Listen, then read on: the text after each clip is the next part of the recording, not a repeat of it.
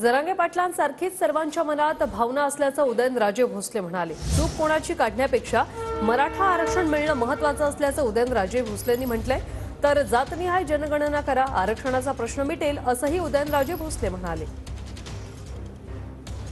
जरांगे पाटील असतील, त्यांच्या मनातली जी काही भावना आहे ती प्रत्येकाच्या मनात काही वेगळी भावना आहे अशातला भाग नाही। अनेक वर्षापासून